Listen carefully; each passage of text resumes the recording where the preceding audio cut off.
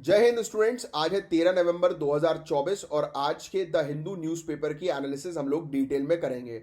यहाँ पर total 10 news है जिसमें एडिटोरियल्स भी शामिल हैं और ये आर्टिकल यानी कि ये पूरे लेक्चर को आपको कैसे कवर करना है, तो मैं चाहूँगा कि आप एक शांत पीसफुल एनवायरनमेंट में जाकर बैठ जाएं, ईयरफोन का उपयोग करें और ट्राई करें कि ये लेक्चर जो है वो आप खाना खाते हुए या कहीं ट्रैवल करते हुए या वॉक करते हुए सुने, क्योंकि ये एक ऑडियो लेक्चर है। इस लेक्चर के अंदर आपको पूरे आर्टिकल जो है वो ऑडियो फॉर्म में आराम से जो है वो मैं बताऊंगा, उसकी एक अच्छी अंडरस्टैंडिंग क्रिएट करूंगा। और रही बात नोट्स की, तो आप हमारे टेलीग्राम चैनल को ज्वाइन कर लीजिएगा, नीचे डिस्क्रिप्शन पर उसका लिंक है, वहां पर शॉर्ट नोट्स जो है वो आपको मिल जाएंगे। उस शॉर्ट नोट्स को देखकर आप अपने खुद के नोट्स भी जो है वो बना सकते हैं। तो बिना समय वेस्ट किए हम लोग सेशन को स्टार्ट करते हैं। और अगर आपने चैनल को सब्सक्राइब नहीं किया तो तुरंत कर लो, लाइक का बटन हिट किए बगैर मत जाना। और अगर आप चाहते हो कि ये इनिशिएटिव आपको अच्छा लगा और मैं कंटिन्यू रखूं तो मुझे कमेंट बॉक्स पर जरूर बताना। सो गाइज, इस आर्टिकल में हम एक बहुत ही इंपॉर्टेंट टॉपिक के बारे में बात करेंगे। यूपीएससी के लिए नहीं बल्कि हम सबकी रोजमर्रा की जिंदगी के लिए भी ये टॉपिक काफी इंपॉर्टेंट है, जो कि है इन्फ्लेशन यानी कि मुद्राफीसदी। तो सोचिए, आप सबके किचन की सब्जियों के दाम 10 से 15% ज़्यादा बढ़ जाएं, या आपके तेल और फ्रूट्स के प्राइजेस हर महीने ऊपर नीचे हों, तो क्या होगा? यही होता है जब इन्फ्लेशन यानी कि महंगाई बढ़ने लगती है। और अक्टूबर में हमने देखा कि ये इन्फ्लेशन 14 महीने के हाई पे चला गया, लगभग 6.2%। अक्टूबर के महीने में रिटेल इन्फ्लेशन 6.2% तक पहुंच गया, जो सितंबर के 5.5% से काफ़ी ज़्यादा था। और ये सब हो रहा है मेजरली बिकॉज फूड प्राइसेस जो है वो बहुत स्पाइक हो रहे हैं। फूड प्राइसेस ने तो 10.9% का मैसिव जंप रिकॉर्ड किया और इसमें वेजिटेबल्स का रोल काफ़ी बड़ा है। सब्जियों के दाम तो 42.2% तक पहुंच गए हैं। सो अगर हम फूड इन्फ्लेशन को डिटेल में देखें तो कुछ की आइटम पे फोकस करना जरूरी है, जैसे कि वेजिटेबल्स का प्राइस सितंबर में 36% था, जो अब अक्टूबर में 42.2% हो गया है। यानी कि सब्जियों के प्राइस ने प्रीवियस 57 मंथ का रिकॉर्ड तोड़ दिया है। और एडिबल ऑयल्स भी कुछ कम नहीं है, इसमें 9.5% का इंक्रीज देखने को मिला है, जो पिछले 2 सालों का सबसे बड़ा राइज है। अब आप सोच रहे होंगे कि ये इन्फ्लेशन अर्बन और रूरल एरियाज में कितना अलग है। अर्बन इन्फ्लेशन 5.6% तक है और रूरल में ये 6.7% तक चला गया। लेकिन फूड इन्फ्लेशन रूरल में 10.7% और अर्बन में 11.1% है। यानी चाहे अर्बन हो या रूरल, महंगाई की मार हर तरफ है। और सिर्फ सब्जी और तेल नहीं, फ्रूट्स में भी 8.4% का राइज है, जबकि पल्सेस इन्फ्लेशन अब 7.4% पे आ गया है, जो पहले डबल डिजिट में था। स्पाइसेस के दाम यानी कि मिर्चियों के दाम में थोड़ा रिलैक्सेशन मिला, 7% का डिक्लाइन है, लेकिन बाकी फूड कॉस्ट भी हाई है। इन्फ्लेशन का इम्पैक्ट सिर्फ फूड पे ही नहीं, और भी एसेंशियल आइटम्स जैसे कि पर्सनल केयर आइटम्स और हाउस होल्ड गुड्स, उनके प्राइसेस भी 11% तक बढ़ गए हैं। पहले ये ग्रोथ 9% थी, बट अब इसमें और भी जंप आ गया है। सो इन्फ्लेशन के इस बढ़ते हुए जो हम लोग को इश्यूज देखने को मिल रहे हैं, इससे कंज्यूमर को तो अफेक्ट हो ही रहा है। यानी कि जितने भी हम उपभोक्ता हैं, हम लोग को महंगाई की मार तो पड़ी रही है, बल्कि आरबीआई को भी काफ़ी चैलेंजेस फेस करना पड़ रहा है। अब इस इन्फ्लेशन के कारण आरबीआई की अपर लिमिट टॉलरेंस जो है उसको ब्रीच कर दिया है। तो दिसंबर की पॉलिसी रिन्यू में उनके लिए इंटरेस्ट रेट को कट करना मुश्किल हो सकता है। इंटरेस्ट रेट के थ्रू आरबीआई इकोनॉमी को कंट्रोल करने की कोशिश करती है, पर अगर इन्फ्लेशन कंट्रोल में ना हो तो इंटरेस्ट रेट पर भी असर पड़ता है और अल्टीमेटली ये सब ग्रोथ को अफेक्ट कर सकते हैं। और यही वो चीज़ है जो यूपीएससी सिलेबस में कवर होती है। जीएस पेपर 3 में इकोनॉमिक डेवलपमेंट सेक्शन में इन्फ्लेशन, सप्लाई साइड फैक्टर और आरबीआई पॉलिसी का इम्पैक्ट आपको समझना है। इन्फ्लेशन कैसे होता है, उसका आरबीआई पॉलिसी और फिस्कल मैनेजमेंट पर क्या असर है, ये सब समझना ज़रूरी है, क्योंकि ये आपके एनालिटिकल अंडरस्टैंडिंग को बढ़ा सकता है। तो यही थी इस टॉपिक पर मेन फोकस करने वाली बात कि आज की डेट में इन्फ्लेशन बहुत ज़्यादा हम लोग को देखने को मिल रहा है। 11% तक जो है वो हो गया है अलग अलग चीज़ों में। फूड आइटम्स में भी बहुत ज़्यादा इन्फ्लेशन जो है वो बढ़ गया है, जो कि आम जनता के ऊपर एक आप कह सकते हैं प्रेशर जो है वो क्रिएट कर रहा है। तो इसका एक आपको बेसिक सा आइडिया होना चाहिए, दैट्स इट। अब गाइस जो टॉपिक है जिसके बारे में हम लोग बात करने वाले हैं वो है the quest for freedom, is the will truly free. ये टॉपिक एथिक्स जीएस पेपर 4 के लिए काफ़ी रेलिवेंट है और यूपीएससी के फिलोसफिकल और मॉरल क्वेश्चन के पर्सपेक्टिव से भी बहुत इंपॉर्टेंट है। तो आइए समझते हैं इस कॉम्प्लेक्स डिबेट को एक एंगेजिंग तरीके से। तो सबसे पहले ये फ्री विल क्या होती है ये सिंपल वर्ड्स में समझिए। फ्री विल वो एबिलिटी है जिसमें आप अपनी मर्जी से डिसीजन लेते हैं बिना किसी एक्सटर्नल फोर्स के इम्पैक्ट के। जैसे आपको लगता है कि आपको क्या खाना है, क्या पहनना है, क्या पढ़ना है, ये आपकी चॉइसेस हैं, लेकिन क्या ये चॉइसेस ट्रूली फ्री हैं? इमेजिन करो अगर फ्री विल के कंसेप्ट को हम सच में मान लें तो इस दुनिया में लीगल और एथिकल सिस्टम्स का स्ट्रक्चर कैसे बनता है। अगर हमारे डिसीजन ट्रूली फ्री होते हैं तो हम क्या हर एक्शन के लिए रिस्पॉन्सिबल होते हैं? अब यहां एक ट्विस्ट आता है, क्योंकि कुछ फिलोसोफर्स ये मानते हैं कि फ्री विल वैसे एग्जिस्ट नहीं करती और हमारी चॉइसेस को बहुत सारी चीज़ें इन्फ्लुएंस करती हैं, जैसे हमारा एनवायरनमेंट, हमारी सोसाइटी और हमारा साइकोलॉजिकल स्टेट। फ्री विल को समझने में एक और एंगल है कॉन्स्ट्रेंट्स, यानी ऐसे एलिमेंट्स जो हमारे डिसीजन को इम्पैक्ट करते हैं, जैसे हमारी फिजिकल नीड्स, जैसे फूड, शेल्टर, ये भी तो एक तरीके का कॉन्स्टेंट है, राइट? फिर सोशल इन्फ्लुएंस, जैसे आपके फैमिली, फ्रेंड्स या सोसाइटी की एक्सपेक्टेशंस, ये सब हमारे डिसीजन पर असर डालते हैं। तो क्या ये कहना सही होगा कि हमारे डिसीजन फ्री नहीं है बल्कि कॉन्स्टेंट्स के अंडर है? बताओ। तो यहां कुछ फिलोसोफर्स का व्यू पॉइंट है जिनकी हम बात करें, जैसे कि डिटर्मिनिज्म। डिटर्मिनिज्म कहते हैं कि आपके चॉइसेस आपके कंट्रोल में वैसे नहीं होते जैसा आप सोचते हो। कुछ लोग मानते हैं कि हमारे ब्रेन स्ट्रक्चर, पास्ट एक्सपीरियंसेस और इवन डिवाइन डेंसिटी हमारी लाइफ का पाथ डिफाइन करती हैं। तो ये एक इंटरेस्टिंग क्वेश्चन उठता है, अगर सब कुछ प्री डिफाइंड है तो क्या सच में हम फ्री हैं? वो बोलते हैं ना कि हर एक चीज़ पहले से ही लिखी हुई है, ये उसी की बात है।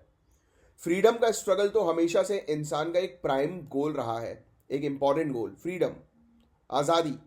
हिस्ट्री में हर जगह फ्रीडम के लिए स्ट्रगल्स हुए हैं, चाहे वो स्लेवरी से फ्री होना हो या इंडिपेंडेंस मूवमेंट हो। ये स्ट्रगल हमें दिखाता है कि ह्यूमंस की एक कोर डिजायर होती है to be in control of their lives, मतलब कि उनको अपनी जिंदगी पर खुद पूरा कंट्रोल चाहिए।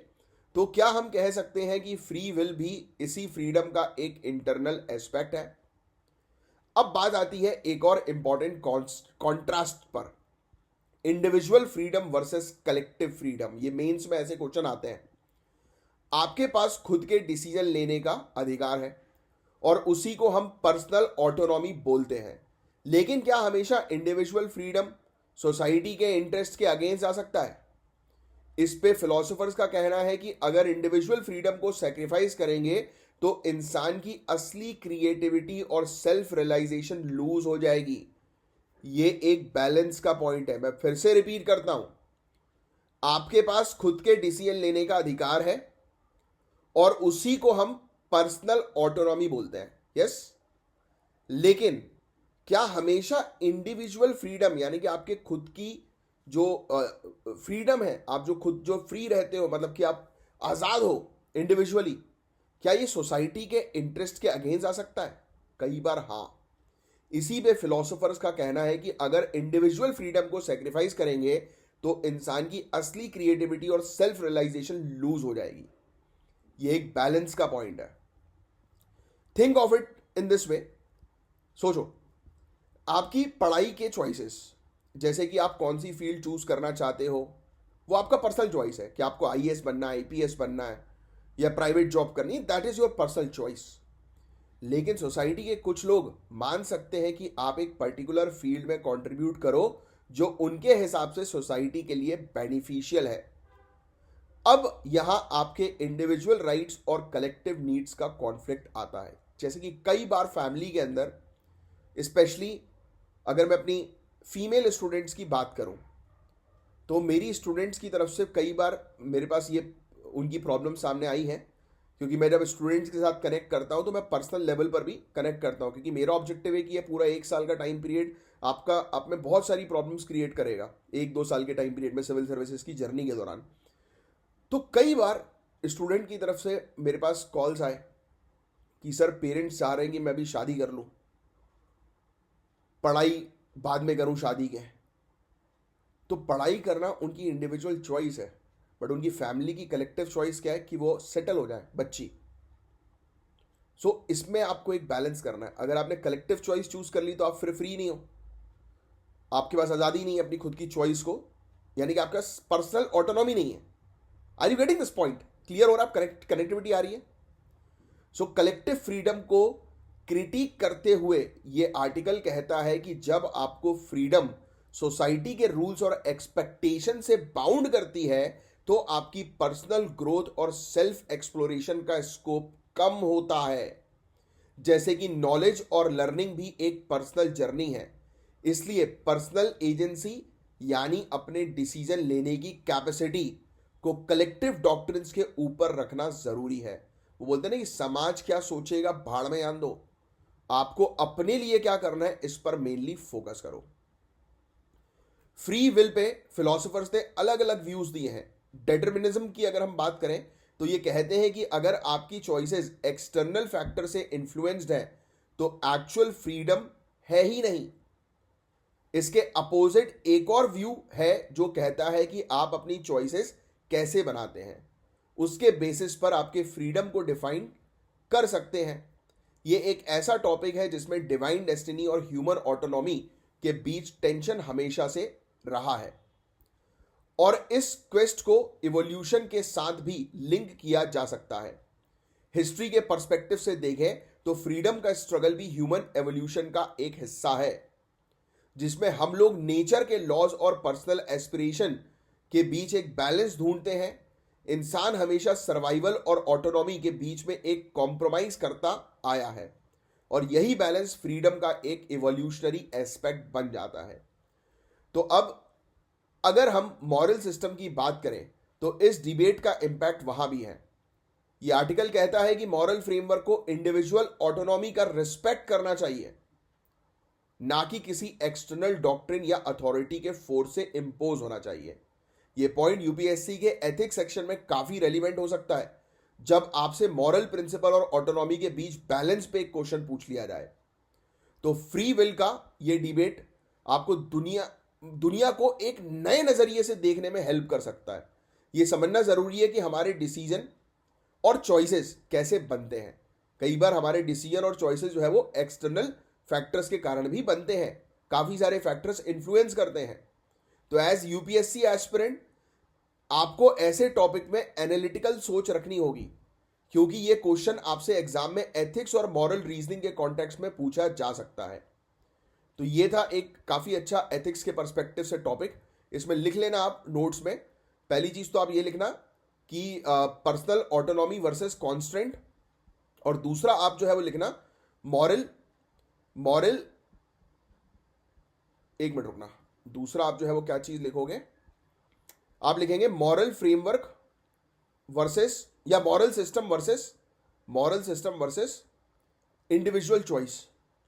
Moral system versus individual choice, ये ऐसी चीजें अक्सर एग्जामिनेशन में जो है आपसे पूछी जा सकती है। अब डिफेंस के पॉइंट ऑफ व्यू से बहुत इंपॉर्टेंट टॉपिक है। डीआरडीओ के नए मिसाइल टेस्ट के बारे में हम बात करेंगे। आपने बिल्कुल सही सुना, डीआरडीओ ने अपना पहला टेस्ट जो है वो किया है एक लॉन्ग रेंज क्रूज मिसाइल का। यह मिसाइल ना सिर्फ हमारी डिफेंस कैपेबिलिटीज को बूस्ट करेगा बल्कि हमें स्ट्रेटेजिक एडवांटेज भी देगा। तो समझते हैं इस मिसाइल के बारे में सब कुछ, और ये यूपीएससी के लिए काफी ज्यादा इंपॉर्टेंट है। डीआरडीओ यानी defence research and development organisation, इसने अपना मेडन टेस्ट किया है एक long range land attack cruise missile का, LRLACM का। यह मिसाइल ओडिशा के कोस्ट पे इंटीग्रेटेड टेस्ट रेंज चंदीपुर से लॉन्च किया गया। मिसाइल का रेंज है 1000 किलोमीटर, मतलब ये मिसाइल लैंड बेस्ड टारगेट को अटैक करने में केपेबल है और इसकी रेंज काफी इंप्रेसिव है। तो सोचो, अगर हमारे देश को जरूरत पड़े तो हम कितनी दूर तक स्ट्राइक कर सकते हैं। यह मिसाइल एक मोबाइल आर्टिकुलेटेड लॉन्चर से लॉन्च किया गया था, जो कि एक एडवांस्ड सेटअप है, और यह मिसाइल एक इंप्रूव्ड वर्जन है निर्भय लैंड अटैक क्रूज मिसाइल का, जो पहले भी डीआरडीओ ने डेवलप किया था। निर्भय की तरह यह मिसाइल भी क्रूज मिसाइल है, लेकिन इसमें नए और इनहेंस्ड फीचर हैं जो इसे और भी पावरफुल बनाते हैं। यह मिसाइल 2020 में डिफेंस एक्विजिशन काउंसिल ने अप्रूव किया था, मतलब देश की डिफेंस स्ट्रेटजी के लिए यह मिसाइल काफी इंपॉर्टेंट है, और यह डेवलपमेंट बेंगलुरु के एरोनॉटिकल डेवलपमेंट एस्टैब्लिशमेंट में किया गया है। इस मिसाइल का टेस्ट सक्सेसफुली कंप्लीट होना डीआरडीओ की कैपेबिलिटी को एक स्ट्रॉन्ग मैसेज भेजता है। यह मिसाइल इंडिया के लिए काफी स्ट्रेटेजिक इंपॉर्टेंस रखता है। इस मिसाइल की रेंज 1000 किलोमीटर है। हमें long range stand of capabilities देगा ये, जो लैंड बेस्ड टारगेट को हिट करने के लिए काफी जरूरी है। अगर हम इस मिसाइल को कंपेयर करें तो यूएसए के टोमाहॉक क्रूज मिसाइल के सिमिलर है ये, जो दुनिया की सबसे एडवांस मिसाइल में काउंट किया जाता है। इससे हमारे स्ट्रेटेजिक रीच को एक नया लेवल मिल रहा है। यूपीएससी एस्पिरेंट्स के लिए यह टॉपिक काफी रेलिवेंट है जीएस पेपर 3 के साइंस एंड टेक्नोलॉजी और इंटरनल सिक्योरिटी के सेक्शन के अंदर। अगर आपको डिफेंस टेक्नोलॉजी या इंडिया की मिसाइल कैपेबिलिटीज के बारे में क्वेश्चन मिलते हैं तो ये डेवलपमेंट उस कॉन्टेक्स्ट में काफी इंपॉर्टेंट हो सकता है मेंस में लिखने के लिए। ये टेस्ट हमारे डिफेंस सेक्टर में एडवांसमेंट को दिखाता है और इंडिया की नेशनल सिक्योरिटी को बढ़ावा देने में भी मदद करता है।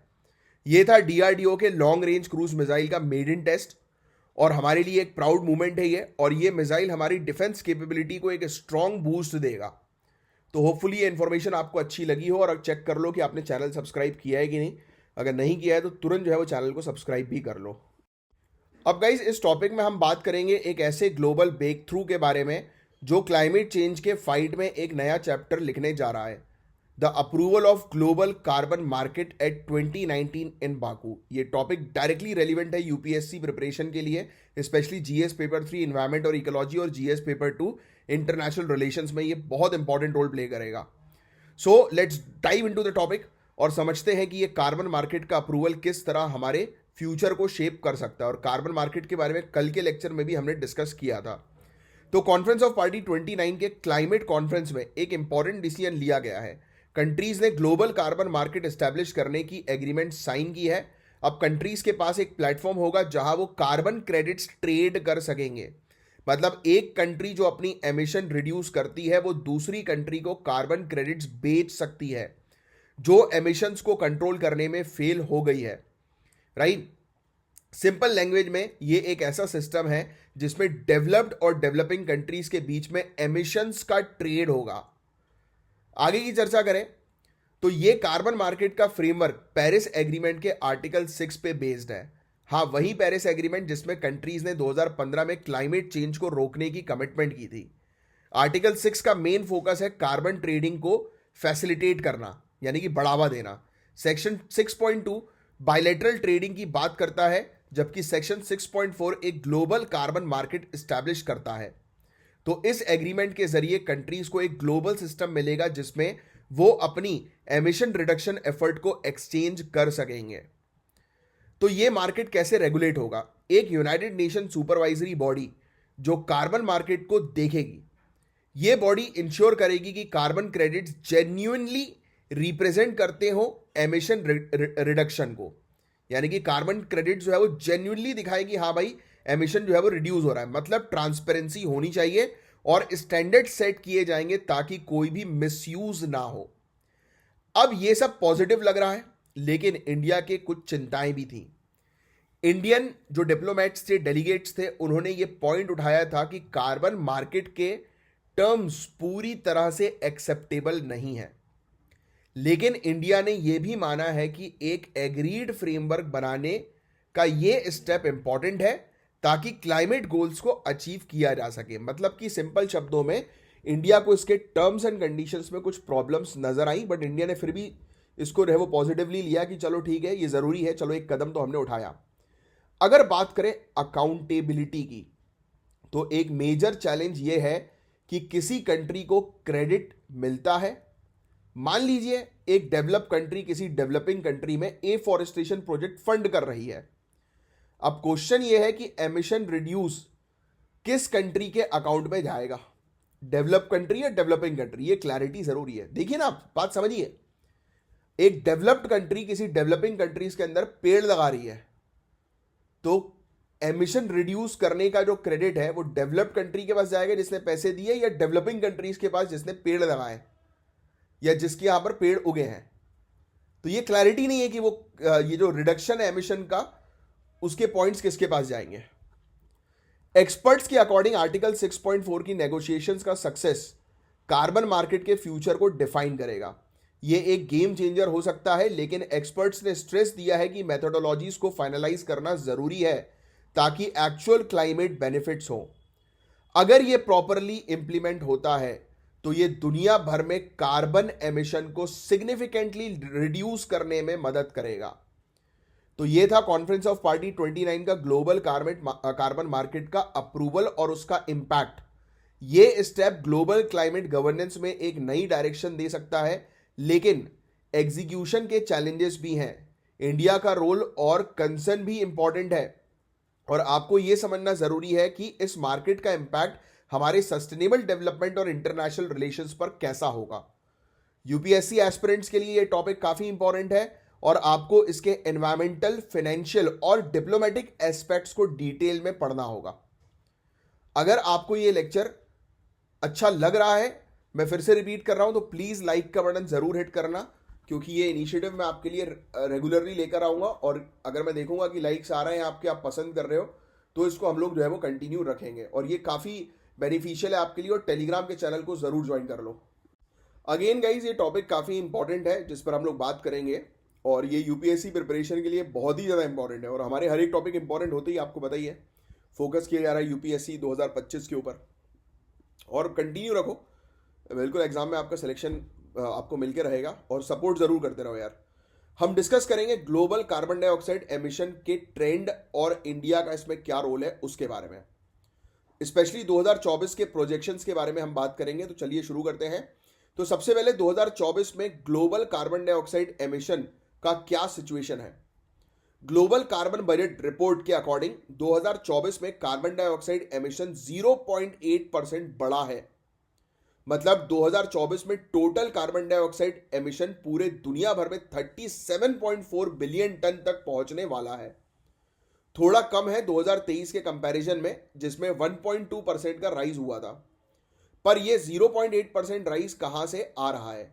चाइना, यूएसए, इंडिया और यूरोपियन यूनियन की 27 कंट्री, ये समझो ये सब मिलाकर, यानी कि ये पूरी कंट्रीज मिलाकर 59% कार्बन डाइऑक्साइड एमिशन कंट्रीब्यूट करते हैं।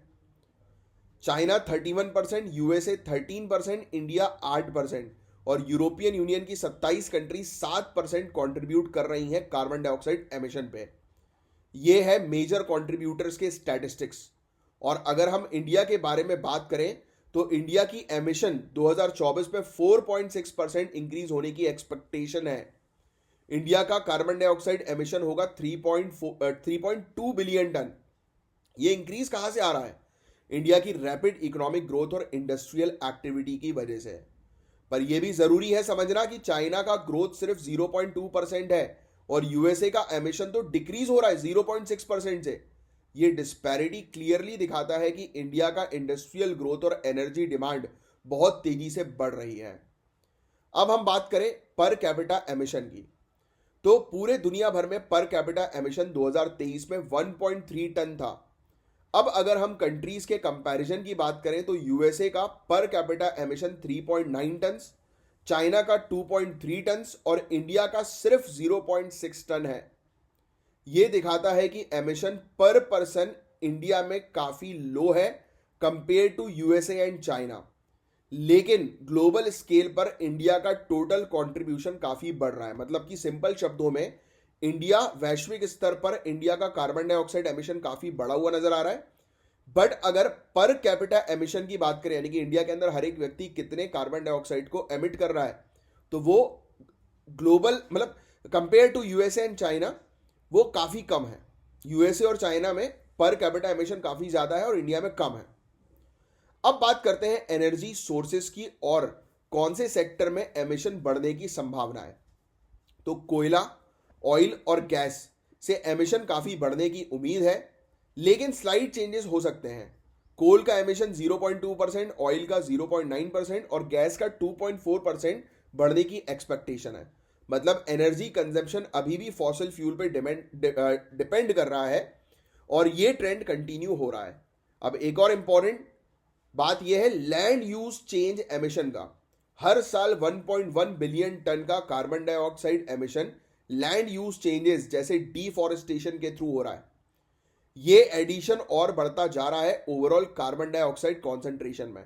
यानी कि फॉसिल फ्यूल के जलने से तो कार्बन डाइऑक्साइड रिलीज हो ही रहा है, बल्कि हम पेड़ भी काट रहे हैं, तो उसके कारण भी कार्बन डाइऑक्साइड का बैलेंस या कार्बन साइकिल जो है वो इम्बैलेंस हो गई है। और फाइनली एटमॉस्फेयर में कार्बन डाइऑक्साइड के लेवल की बात करें तो ये 2024 में 422.5 पार्ट्स पर मिलियन तक पहुंचने वाला है, जो प्री इंडस्ट्रियल लेवल से 52% ज्यादा है। ये सिचुएशन काफी क्रूशियल है। अगर अभी एक्शन नहीं लेते हैं तो ये क्लाइमेट चेंज को एक्सेलरेट करने वाला है। पेरिस एग्रीमेंट्स के टारगेट्स के लिए क्या चैलेंजेस हैं? तो ये जीसीबी रिपोर्ट कहता है कि अगर हमने एमिशन कंट्रोल नहीं किया तो पेरिस एग्रीमेंट का जो कार्बन बजट है वो 6 साल में एग्जॉस्ट हो सकता है। मतलब 1.5 डिग्री सेल्सियस तक टेम्परेचर राइज को कंट्रोल करने का जो टारगेट है वो खत्म हो जाएगा। इसलिए साइंटिस्ट और ग्लोबल लीडर्स को अभी इमीडिएट एक्शन लेने की आवश्यकता है। कॉन्फ्रेंस ऑफ पार्टी 29 में लीडर से ये एक्सपेक्ट किया जा रहा है कि वो फॉसिल फ्यूल कंजम्पशन को ड्रास्टिकली कट करें। तो ये सब चीजें हमें बताती हैं कि क्लाइमेट चेंज को रोकने के लिए हमारे एफर्ट्स बहुत इंपॉर्टेंट हैं। इंडिया के लिए भी ये एक चैलेंज है, लेकिन हमारे पास टाइम है। अगर हम अभी से एफर्ट्स करें तो ये पॉसिबल हो सकता है। ये topic GS paper 3 environment and ecology के लिए काफ़ी इंपॉर्टेंट है और आपके यूपीएससी एग्जाम के लिए भी क्रिटिकल है। इसलिए अपनी प्रिपरेशन में इन पॉइंट्स को ज़रूर इंक्लूड करिए। अब एडिटोरियल की तरफ हम लोग जो है वो आगे बढ़ेंगे, तो ध्यान से जो है वो सुनिएगा पूरी चीज़ों को। ये जीएस पेपर 2 इंटरनेशनल रिलेशंस के लिए काफ़ी इंपॉर्टेंट एडिटोरियल है। हम बात करेंगे यूनाइटेड स्टेट्स के प्रेसिडेंट जो इलेक्ट हुए हैं, डोनाल्ड ट्रंप के एक्शंस और उनके इंडिया के साथ बायलैटरल रिलेशंस पर क्या इंपैक्ट हो सकते हैं उसके बारे में। बहुत इंपॉर्टेंट टॉपिक है, ध्यान सुनना। जैसा कि आप जानते हैं कि डोनाल्ड ट्रंप ने अपनी की पोस्ट के लिए नॉमिनीज अनाउंस करना शुरू कर दिया है। यानी कि उसकी इंपॉर्टेंट पोस्ट जो होती है ना, जैसे कि प्राइम मिनिस्टर अपने काउंसिल ऑफ मिनिस्टर को चूज करते हैं, वैसे ही डोनाल्ड ट्रंप प्रेसिडेंट अपने इंपॉर्टेंट डिपार्टमेंट्स में इंपॉर्टेंट लोगों को जो है वो चूज करते हैं। एक इंटरेस्टिंग बात यह है कि वो अपनी फैमिली को ज़्यादा इन्वॉल्व कर रहे हैं नॉमिनेशंस प्रोसेस में। तो ये अपने आप में काफ़ी इंपॉर्टेंट है, स्पेशली इंडिया के लिए।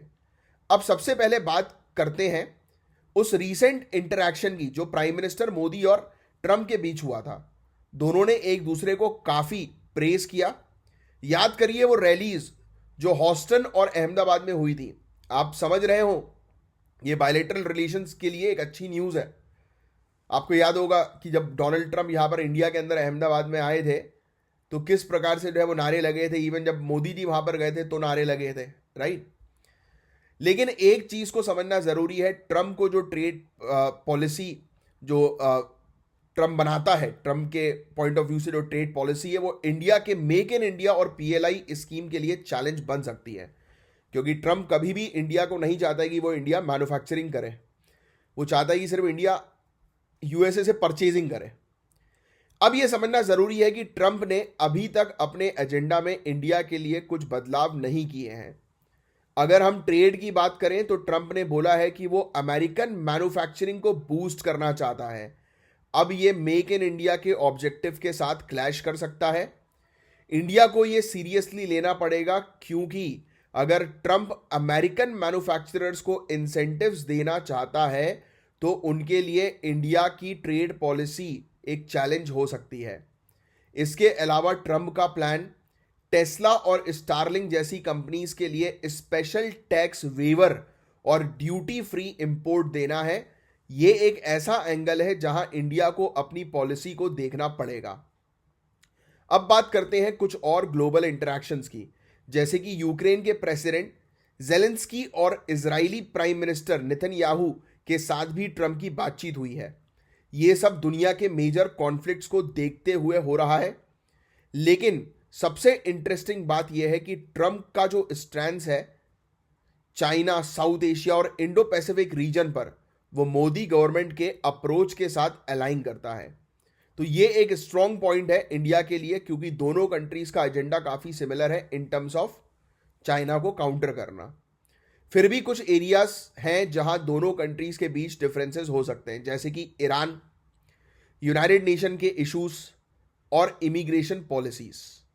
यहां पर इंडिया को अपनी स्ट्रेटेजी क्लियर करनी पड़ेगी। ट्रंप के जो नॉमिनीज हैं उनके अपॉइंटमेंट्स के बाद हमें पता चलेगा कि किस एरिया में इंडिया को अपनी पॉलिसीज एडजस्ट करनी है और किस एरिया में हमें अपने स्टैंड पर स्टिक रहना है। तो ये सब जो चेंजेस आ रहे हैं यूएसए की पॉलिसी में, उनका इम्पैक्ट इंडिया की फॉरेन पॉलिसी पर काफ़ी सिग्निफिकेंट हो सकता है।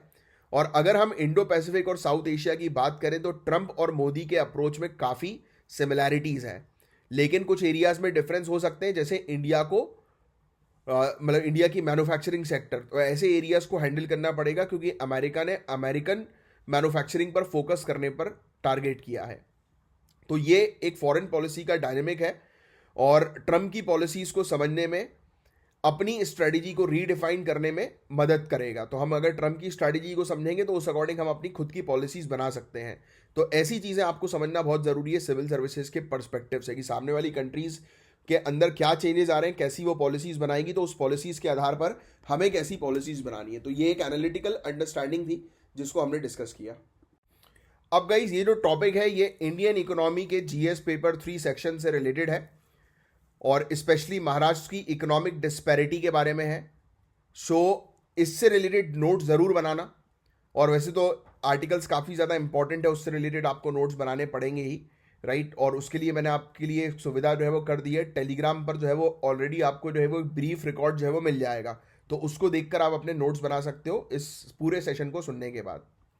तो अगर हम महाराष्ट्र की इकोनॉमी को देखें तो ये बात क्लियर है कि स्टेट के अंदर एक बहुत बड़ा इकोनॉमिक गैप है। क्या ये गैप बढ़ रहा है या कम हो रहा है, आज हम ये समझेंगे। इससे हमारी अंडरस्टैंडिंग बढ़ेगी कि कैसे रिच और पुअर डिस्ट्रिक्ट के बीच में इकोनॉमिक डिस्पैरिटी वोट पैटर्न को इन्फ्लुएंस करती है, जो कि यूपीएससी एग्जाम में काफ़ी ज़्यादा इंपॉर्टेंट है और समझना ज़रूरी है, क्योंकि ये करंट ट्रेंड्स एग्जाम के लिए एक वैल्यूएबल इनपुट हो सकता है। तो सबसे पहले बात करते हैं महाराष्ट्र के रिच और पुअर डिस्ट्रिक्ट के बारे में। 2022-2023 तक वेरी रिच डिस्ट्रिक्ट ने अपना इकोनॉमिक ग्रोथ बहुत तेजी से इंप्रूव किया है, जबकि वेरी पुअर डिस्ट्रिक्ट में ग्रोथ रिलेटिवली स्लो थी। इसका मेजर रीजन है उनकी इकोनॉमी में शिफ्ट टुवर्ड्स टर्शरी सेक्टर यानी सर्विस सेक्टर। यह शिफ्ट रिच एरिया में ज्यादा दिखाई दे रहा है, जहां पर सर्विस सेक्टर ने 68% इकोनॉमिक आउटपुट कंट्रीब्यूट किया। अब ये सर्विस सेक्टर क्या होता है ये तो आपको पता है, ये बेसिकली ऐसी इंडस्ट्रीज होती हैं जो प्रोडक्ट नहीं बनाती हैं बल्कि सर्विस देती हैं, जैसे IT, finance, education, health care. यहां वेरी रिच डिस्ट्रिक्ट्स ने बहुत तेजी से अपनी इकोनॉमी को सर्विसेज पे शिफ्ट किया। वेरी पुअर डिस्ट्रिक्ट्स अब भी सर्विस सेक्टर को अपना रही है, पर उनका मेजर फोकस अभी भी प्राइमरी सेक्टर पर है, जिसमें एग्रीकल्चर और रॉ मटेरियल्स का प्रोडक्शन होता है। 2022-2023 में महाराष्ट्र के वेरी पुअर डिस्ट्रिक्ट का average per capita net district domestic product यानी कि एनडीडीपी 75,000 से बढ़ गया है। लेकिन अगर वेरी रिच डिस्ट्रिक्ट की बात करें तो उनका पर कैपिटा एनडीडीपी 2.2 लाख रुपीज से ज्यादा बढ़ा। ये बहुत बड़ा डिफरेंस है, कहां 75,000 और कहां 2.25 लाख रुपए।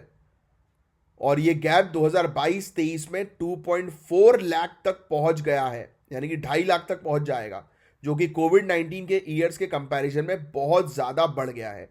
मतलब रिचेस्ट और पुअर डिस्ट्रिक्ट के बीच में एक बहुत ज्यादा गैप है, इकोनॉमिक डिस्पैरिटी बढ़ती जा रही है। ये इकोनॉमिक गैप सिर्फ इकोनॉमी तक लिमिटेड नहीं है, बल्कि ये पॉलिटिकल प्रेफरेंस को भी इन्फ्लुएंस करता है।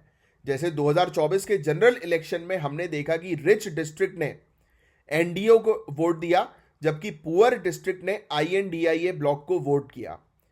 इसका मतलब है कि इकोनॉमिक कंडीशन का डायरेक्ट इंपैक्ट होता है वोटिंग पैटर्न्स पर भी, और ऑब्वियसली जब डेवलपमेंट जहां जैसा होगा उस अकॉर्डिंग लोग वोट करेंगे।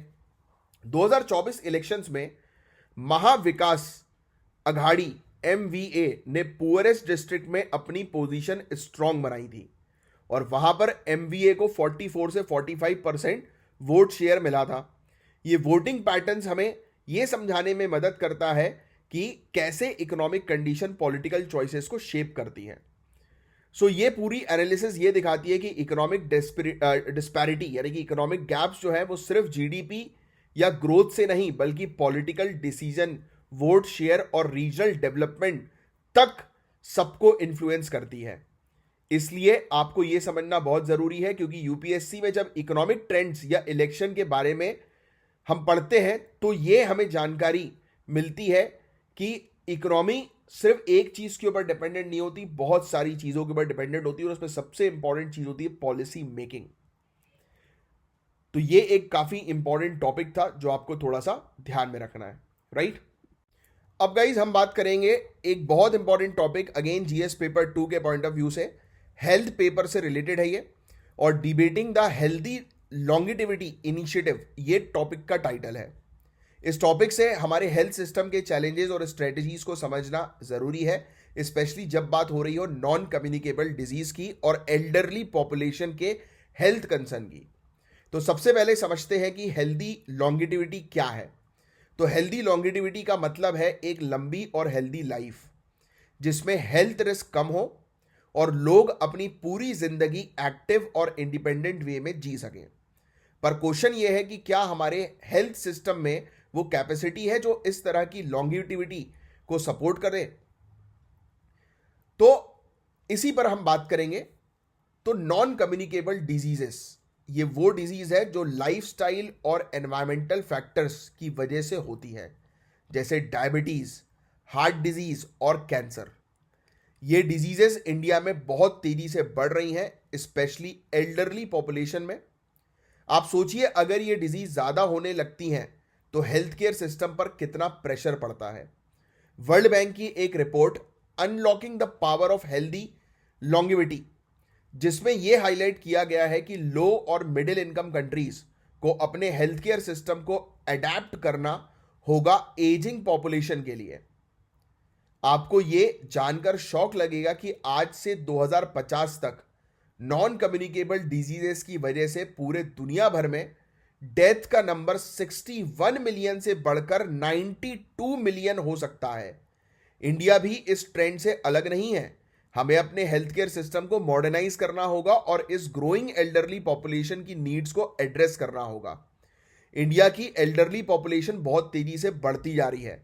इसका मतलब है कि हेल्थ केयर नीड्स और कॉस्ट भी बढ़ने वाली हैं। हार्ट डिजीज, डायबिटीज और कैंसर जैसी कंडीशंस का प्रेवलेंस बढ़ रहा है, जो लार्जली डाइटरी और लाइफस्टाइल फैक्टर पर डिपेंड करता है। आज के ज़माने में हमारी ईटिंग हैबिट्स और फिजिकल एक्टिविटी लेवल भी इस प्रॉब्लम को वर्सन कर रहे हैं। अगर हम इन नॉन कम्युनिकेबल डिजीज को कंट्रोल नहीं करते तो हमारी इकोनॉमी को बहुत डैमेज हो सकता है। हेल्थ केयर स्पेंडिंग बढ़ेगी और प्रोडक्टिविटी लॉस भी होंगे। हेल्थ केयर सिस्टम में प्रॉपर इंफ्रास्ट्रक्चर की कमी, ट्रेन्ड हेल्थ केयर प्रोफेशनल की शॉर्टेज और बढ़ती हुई हेल्थ केयर कॉस्ट, ये सब चैलेंजेस हैं जो हम फेस कर रहे हैं। अब बात करते हैं आयुष्मान भारत स्कीम पे। तो ये स्कीम डिजाइंड है to improve health care access across the country, पर फिर भी चैलेंजेस हैं। रीजनल डिस्पैरिटीज, यानी कि कहीं पर एक्सेस है कहीं पर नहीं है। फंडिंग का issue, eligibility limitation, Ayushman Bharat scheme के लिए सभी लोग एलिजिबल नहीं है। इसकी वजह से स्कीम का फुल पोटेंशियल अचीव नहीं हो रहा है और हमें इसमें और इंप्रूवमेंट की आवश्यकता है। अब बात करते हैं प्राइमरी हेल्थ केयर और प्रिवेंशन की। तो नॉन कम्युनिकेबल डिजीज को रोकने का सबसे बेस्ट तरीका है प्रिवेंशन और अर्ली डिटेक्शन। रूरल और रिमोट एरियाज में हेल्थ केयर एक्सेस को इंप्रूव करना होगा, जहां लोग रेगुलर चेकअप्स के लिए नहीं जा पाते। लाइफस्टाइल चेंजेस जैसे कि सॉल्ट, टोबैको, अल्कोहल इंटेक कम करना, ये सब छोटी छोटी चीजें आपकी हेल्थ को और बेटर बना सकती हैं। सोशल सिक्योरिटी स्कीम स्पेशली उन स्कीम्स का जो नॉन कम्युनिकेबल डिजीज पर फोकस करती हैं, उनका रीच लिमिटेड है। Longitudinal ageing study of India यानी कि लासी जैसे सर्वेज हमें कुछ आइडिया दे रहे हैं, पर कॉम्प्रिहेंसिव डेटा और प्रॉपर यूटिलाइजेशन का एनालिसिस और डिटेल होना जरूरी है। मतलब कि हमें और डिटेल में जो है वो चीजों पर काम करना पड़ेगा और बेटर सर्वे पर फोकस करना पड़ेगा। प्राइवेट हेल्थ केयर इंस्टीट्यूशन की बात करें तो क्वालिटी काफी वेरी करती है। कुछ हॉस्पिटल्स में अच्छे ट्रीटमेंट फैसिलिटी मिलते हैं, बट हाई कॉस्ट और इनकंसिस्टेंट केयर की वजह से पब्लिक को भी काफी दिक्कत होती है। सुप्रीम कोर्ट ने मेडिकल प्रोसीजर की कॉस्ट को रेगुलेट करने की कोशिश की है, पर इफेक्टिव इन्फोर्समेंट अभी भी एक बड़ा चैलेंज है। बिहेवियरल और लाइफस्टाइल चेंजेस बहुत जरूरी हैं। आप अपनी डेली लाइफ में अगर बैलेंस डाइट और रेगुलर एक्सरसाइज को इंक्लूड करके नॉन कम्युनिकेबल डिजीज को प्रिवेंट तो कर सकते हैं, पर कल्चरल हैबिट्स और हेल्दी फूड की अवेलेबिलिटी भी एक बैरियर है जो चेंजेस को अफेक्ट कर सकती है।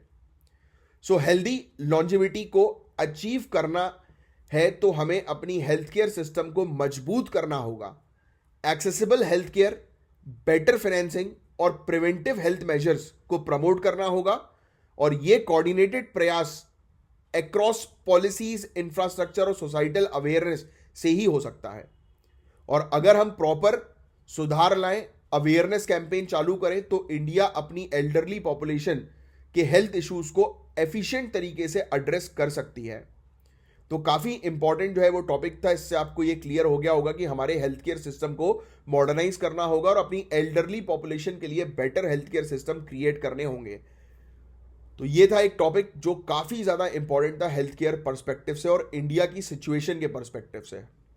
एक और बड़ा इंटरेस्टिंग सा आर्टिकल हम लोग को जीएस पेपर 2 के पर्सपेक्टिव से देखने को मिल रहा है। Stop the free fall, India Canada diplomatic row explained. So हम जो है वो डिस्कस करने जा रहे हैं अच्छा टॉपिक, और ये इंडिया और कनाडा के रिलेशनशिप को हम लोग को देखने को मिल रहा है और काफ़ी इंपॉर्टेंट है ये। और अभी आपको पता है कि रिलेशन काफ़ी ख़राब हुए हैं, टेंशन्स हमें देखने को मिली है, पिछले कुछ दिनों में भी हमने डिस्कस किया था। सो रीसेंट टेंशन्स इंडिया और कनाडा के बीच में हम लोग को देखने को मिल रही है। ये सब स्टार्ट तब हुआ जब कनाडा ने पब्लिकली ये आरोप लगाया इंडिया के ऑफिशियल्स के ऊपर कि इंडिया के ऑफिशियल्स ने खालिस्तानी एक्टिविस्ट हरदीप सिंह निज्जर का मर्डर करवाया था। टेंशन बढ़ गई है और ये डिप्लोमेटिक रो दोनों कंट्रीज के लिए बहुत कॉम्प्लेक्स बन गया है। अब ये जो खालिस्तानी मूवमेंट है, ये एक ऐसा इशू है जो दोनों कंट्रीज को अफेक्ट कर रहा है। कनाडा में काफ़ी लार्ज इंडियन डायस्पोरा है, जैसे कि आप जानते हैं, और उनके बीच प्रो खालिस्तान सपोर्ट भी है। ये मूवमेंट 1980 से चल रहा है और अभी बहुत ज़्यादा एकदम से इसमें उछाल आ गया है। कभी कभी वायलेंस भी देखने को मिलता है। अब ऐसी सिचुएशन में आरोप तो होते ही रहते हैं। 3 नवंबर को कनाडा के ब्रैम्पटन में हिंदू सभा मंदिर के पास एक कैंप ऑर्गेनाइज किया गया था इंडियन मिशन के द्वारा, लेकिन खालिस्तानी एक्टिविस्ट ने उस कैंप को डिसरप्ट कर दिया। यह क्लैश बढ़ गया और हिंदू ग्रुप के साथ वायलेंस में कन्वर्ट हो गया। ऐसे इंसिडेंट्स को कंडेम किया गया। इंडियन प्राइम मिनिस्टर मोदी और कैनेडियन पीएम ट्रूडियो दोनों ने, यानी कि बोला, निंदा करी ऐसे इंसिडेंट की कि यार क्यों लड़ाई झगड़ा कर रहे हो। और ये जो टेंशन है ये डायरेक्टली अफेक्ट करते हुए उन 1.9 मिलियन लोगों को जो इंडियन ओरिजिन के हैं और कनाडा में रहते हैं, उनको ये अफेक्ट कर रहा है। उनका काफ़ी स्ट्रॉन्ग कनेक्शन है अपने देश के साथ और उन्हें कंसुलर सर्विस की ज़रूरत है। तो सोचो उन लोगों के लिए ये कितना टफ टाइम हो सकता है जो वहाँ पर बैठे हुए हैं कनाडा में, जो तकलीफ झेल रहे हैं। आपको ये भी समझना होगा कि एक और इशू है जो काफ़ी इंपॉर्टेंट है, डिप्लोमेटिक सिक्योरिटी। कनाडा ने इंडियन डिप्लोमेट्स की सिक्योरिटी को लेकर प्रॉपर मेजर्स नहीं लिए हैं। जब प्रोटेस्ट और डिस्टर्बेंस बढ़ गए तो ये दिखाता है कि डिप्लोमेसी को प्रोटेक्ट करना कितना ज़रूरी है। अगर डिप्लोमेट सेफ नहीं होंगे तो इंटरनेशनल रिलेशंस कैसे बनेंगे, राइट? भाई यहाँ से फॉरेन सर्विसेज के ऑफिसर वहाँ गए और अगर वही प्रोटेक्टेड नहीं है, सेफ नहीं है, तो कैसे रिलेशन बनाएंगे? अब यहाँ एक इंटरेस्टिंग एस्पेक्ट इकोनॉमिक रिलेशन का है। ट्रेड के हवाले से अगर देखा जाए तो इंडिया और कनाडा के रिलेशनशिप काफ़ी स्ट्रांग है। Bilateral trade approximately 19 billion US dollar का है, लेकिन यह डिप्लोमेटिक टेंशन ट्रेड को भी इंपैक्ट कर सकता है, जैसे वीजा इशुएंस में डिले, जो इकोनॉमिक रिलेशंस को डिस्टर्ब कर सकते हैं। लेकिन एक पॉजिटिव चीज है, पीपल टू पीपल टाइज काफी स्ट्रांग है। इंडियन ओरिजिन के जो लोग हैं जो कनाडा में रहते हैं, उनका अपने देश से एक स्ट्रांग बॉन्ड है। क्लाइमेट चेंज, ग्लोबल इशू पे कॉपरेशन भी काफी अच्छा है। ये रिलेशनशिप बढ़ने से दोनों कंट्रीज को फायदा होता है। और एक कंसर्न है कनाडा की इमिग्रेशन पॉलिसी। रिसेंटली कनाडा अपनी इमिग्रेशन पॉलिसी को और टाइट कर रहा है। ये इंडियन स्टूडेंट्स और इमिग्रेंट्स को अफेक्ट करेगा। आपको ये समझना होगा कि एक कंट्री के इमिग्रेशन रिस्ट्रिक्शन दूसरे देश के लोगों को डायरेक्टली इंपैक्ट करते हैं। तो ये एक और डायनेमिक है जो इंपॉर्टेंट हो सकता है आगे चलकर। तो अब क्वेश्चन ये है कि इस डिप्लोमेटिक रो को कैसे रिजॉल्व किया जाए। तो दोनों कंट्रीज को अपने डिप्लोमेटिक रिलेशंस को स्टेबलाइज करने की आवश्यकता है। एक म्यूचुअल अंडरस्टैंडिंग और रिस्पेक्ट के साथ इस इशू को सॉल्व करना पॉसिबल है। डिप्लोमेटिक सोल्यूशन ही है जो लॉन्ग टर्म स्टेबिलिटी के लिए जरूरी है। तो ये था इंडिया कनाडा डिप्लोमेटिक जो इशू चल रहा है उसका एक ओवरव्यू। ये टेंशन काफी कॉम्प्लेक्स है, लेकिन हम समझ सकते हैं कि इंटरनेशनल रिलेशन कैसे वर्क करते हैं, किस तरह डिप्लोमेसी इंपॉर्टेंट होती है और इकोनॉमिक टाइज कैसे इंपैक्ट हो सकते हैं। तो ये सब टॉपिक यूपीएससी जीएस पेपर 2 के सिलेबस में आते हैं, तो इनको अच्छे से समझना जरूरी था। अब नेक्स्ट टॉपिक की तरफ आगे बढ़ते हैं। तो आज का लास्ट आर्टिकल है, सो इस पर हम बात करेंगे the India middle east Europe economic corridor, यानी कि IMEC। ये जीएस पेपर 2 इंटरनेशनल रिलेशंस और पेपर 3 इकोनॉमिक डेवलपमेंट दोनों पर्सपेक्टिव से इंपॉर्टेंट है। IMEC यानी India middle east Europe economic corridor, ये एक एम्बिशियस प्रोजेक्ट है जो सितंबर 2023 में G20 समिट के दौरान अनाउंस किया गया था। आप सोच रहे होंगे कि ये IMEC है क्या, तो मैं आपको बता दूं कि IMEC का मेन गोल है ईस्टर्न और वेस्टर्न नोड्स के बीच ट्रांजिट टाइम को 40% तक कम करना। मतलब ईस्टर्न वर्ल्ड और वेस्टर्न वर्ल्ड के बीच में 40% कम कर देना टाइम को। ट्रांसपोर्टेशन कॉस्ट को 30% तक कम करना, जो कि अभी स्विस कैनाल से हो रहा है। यानी ये एक गेम चेंजर हो सकता है इंटरनेशनल ट्रेड के लिए। अब ये IMEC सिर्फ एक इंफ्रास्ट्रक्चर प्रोजेक्ट नहीं है, ये इंडिया की इकोनॉमिक और फॉरेन पॉलिसी एम्बिशंस को भी शेप कर रहा है। IMEC से हमें क्या फायदा हो सकता है? सबसे पहले ये इंडिया की कनेक्टिविटी को वेस्ट एशिया और यूरोप के साथ बढ़ा देगा, जो कि हमारे लिए काफी स्ट्रेटेजिक है। ध्यान समझना, ये इंडिया की कनेक्टिविटी को वेस्ट एशिया और यूरोप के साथ बढ़ा देगा, क्योंकि इस पे कॉस्ट कम लग रही है, टाइम कम लग रहा है। पर इस प्रोजेक्ट को लेकर कुछ प्रॉब्लम्स हैं। ये सब ऑप्टिमिस्टिक लग रहा है कि यार कितना बढ़िया, यार पैसे कम लगेंगे, फटाफट जो है वो सामान एक जगह से दूसरी जगह हो जाएगा, पैसे आ जाएंगे और ट्रांसपोर्टेशन कॉस्ट भी कम लगेगी, प्रॉफिट अच्छा होगा। बट जियोपॉलिटिकल टेंशन ने IMEC की प्रोग्रेस को स्लो कर दिया है। जैसे कि इजराइल और पैलेस्टीन के बीच में कॉन्फ्लिक्ट बढ़ गया है, जो IMEC के नदन सेगमेंट को अफेक्ट कर रहा है। सऊदी अरेबिया, जॉर्डन और इजराइल जो इस पार्ट के की स्टेक होल्डर्स हैं, उन्होंने प्रोग्रेस नहीं की है, क्योंकि रीजन में इंस्टेबिलिटी है, वहां पर टेंशन चल रही हैं। लेकिन अच्छी बात यह है कि IMEC का ईस्टर्न सेगमेंट जो इंडिया और UAE के बीच है, वो काफी तेजी से प्रोग्रेस कर रहा है। इंडिया और UAE की कॉम्प्रिहेंसिव इकोनॉमिक पार्टनरशिप एग्रीमेंट, इसकी वजह से बायलैटरल ट्रेड बढ़ रहा है और इकोनॉमिक रिलेशंस भी स्ट्रांग हो रहे हैं। इंडिया और UAE ने एक और मेजर स्टेप लिया है वर्चुअल ट्रेड कॉरिडोर का, जिसको लॉन्च किया गया है। इसका मतलब यह है कि ट्रेड प्रोसेस को स्ट्रीमलाइन करना, लॉजिस्टिक और ट्रांसपोर्टेशन कॉस्ट को रिड्यूस करना, एडमिनिस्ट्रेटिव प्रोसेस को सिंप्लीफाई करना और ओवरऑल ईज ऑफ ट्रेड को एनहांस करना। यह वर्चुअल ट्रेड कॉरिडोर IMEC के लिए एक मॉडल बन सकता है, जिसे दूसरी कंट्रीज भी फॉलो कर सकती हैं। अब IMEC के फायदे को इंडिया कैसे लेवरेज करेगा? सबसे पहले हमें अपने डोमेस्टिक इंफ्रास्ट्रक्चर को और स्ट्रांग करना होगा, पोर्ट्स को इंप्रूव करना होगा, कनेक्टिविटी नोड्स को डेवलप करना होगा। ये सब जरूरी है ताकि हम आईएमईसी में अपना रोल सीमलेसली इंटीग्रेट कर सकें। साथ ही मैन्युफैक्चरिंग कॉम्पिटिटिवनेस और लॉजिस्टिक्स कैपेबिलिटीज को बूस्ट करना होगा। लेकिन अगर हम बात करें आईएमईसी के वेस्टर्न सेगमेंट की, जो वेस्ट एशिया से जुड़ता है, तो वहां की जियोपॉलिटिकल इंस्टेबिलिटी काफी बड़ा चैलेंज है। जब तक इजराइल और अरब नेशंस के बीच सिचुएशन स्टेबल नहीं होती, तब तक नदर्न कॉरिडोर पे प्रोग्रेस स्लो ही रहेगी। लेकिन जब ये आईएमईसी फुली फंक्शनल हो जाएगा तो इसका इकोनॉमिक और स्ट्रेटेजिक सिग्निफिकेंस इंडिया के लिए काफी बड़ा होगा। ये आईएमईसी हमें वेस्ट एशिया और यूरोप के बीच ट्रेड वॉल्यूम बढ़ाने में मदद करेगा। इससे इंडिया को ग्लोबल वैल्यू चेन में बेटर एक्सेस मिलेगा और एक strong global supply chain alternative भी बन सकता है। ये इंडिया के लिए कॉम्पिटिटिव एडवांटेज क्रिएट करेगा। एक और इंपॉर्टेंट सजेशन जो ये आर्टिकल देता है वो है आईएमईसी सेक्रेटेरिएट के एस्टैब्लिशमेंट का। एक ऑर्गेनाइज सेक्रेटेरिएट आईएमईसी के प्रोग्रेस को मॉनिटर करने में मदद कर सकता है। ये इंस्टीट्यूशन ट्रेड को स्ट्रीमलाइन करेगा, रिसर्च कंडक्ट करेगा और पार्टिसिपेटिंग कंट्रीज के बीच कोऑर्डिनेशन को इंप्रूव करेगा। इससे चैलेंजेस को एड्रेस किया जा सकता है और फ्रेमवर्क को ऑप्टिमाइज किया जा सकता है। तो ये सजेशन ध्यान में रखिएगा। आईएमईसी का अगर सेक्रेटेरिएट एस्टैब्लिश हो गया तो पूरी चीजें ऑर्गेनाइज तरीके से काम करेंगी प्रॉपर प्लानिंग के साथ।